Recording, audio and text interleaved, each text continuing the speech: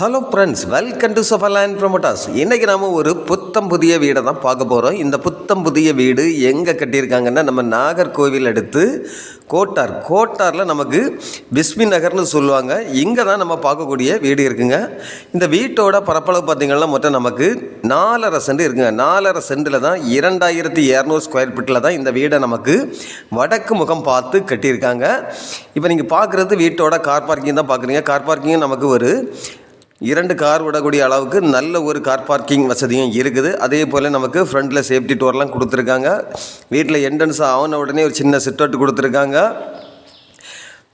அதே போல் வீட்டோட ஃப்ரண்டு கதவு ஜன்னல் நிலைகள் எல்லாமே பார்த்திங்கன்னா நமக்கு சுத்தமான தேக்கு மரத்தில் தான் கொடுத்துருக்காங்க. இப்போ நீங்கள் பார்க்குறது வீட்டோட ஹாலை தான் பார்க்குறீங்க. ஹாலை நல்ல ஒரு லெங்க்த்தாக பெரிய சைஸாக கொடுத்துருக்காங்க. அதாவது நமக்கு சோஃபா போட்டாலுமே நமக்கு அதில் தாராளமாக சுற்றி வரைய மாதிரி நல்ல இட வசதி இருக்குது. அதே போல் நமக்கு ஜன்னல் வசதி கொடுத்துருக்காங்க ஹாலிலே. இப்போ நீங்கள் பார்க்குறது இந்த வீட்டோட ஃபஸ்ட்டு பெட்ரூமை தான் பார்க்குறீங்க.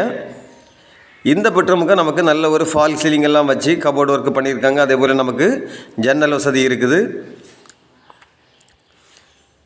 அதே போல் இந்த பெட்ரூமுக்கு நமக்கு அட்டாச் பாத்ரூம் வசதியும் கொடுத்துருக்காங்க. இப்போ நீங்கள் பார்க்குறது வீட்டோட செகண்ட் பெட்ரூமை தான் பார்க்குறீங்க. அதாவது கிரவுண்ட் ஃப்ளோரில் இருக்கக்கூடிய செகண்ட் பெட்ரூமை தான் பார்க்குறீங்க.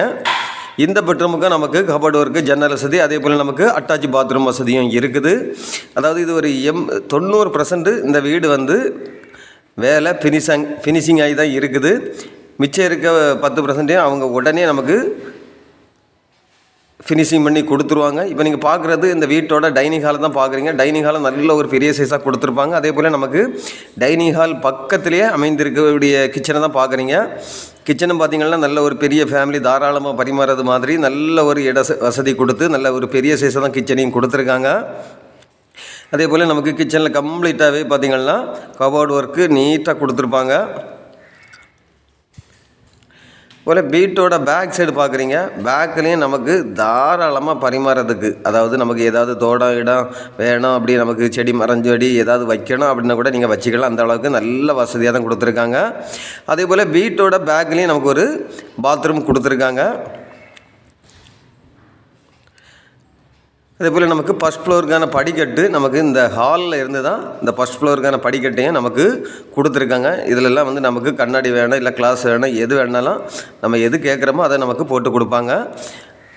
அதே போல் இப்போ நீங்கள் பார்க்குறது ஃபஸ்ட் ஃப்ளோரில் இருக்கக்கூடிய லிவிங் ரூமை தான் பார்க்குறீங்க. இந்த லிவிங் ரூமை நல்ல ஒரு பெரிய சைஸாக கொடுத்துருப்பாங்க. அதே போல் நமக்கு இதில் ஒரு பெட்ரூம் கொடுத்துருக்காங்க. இந்த வீட்டுக்கு மொத்தம் நமக்கு 3 பெட்ரூம் இருக்குங்க. அதாவது கிரவுண்ட் ஃப்ளோரில் பார்த்திங்கன்னா 2 பெட்ரூம் கொடுத்துருக்காங்க.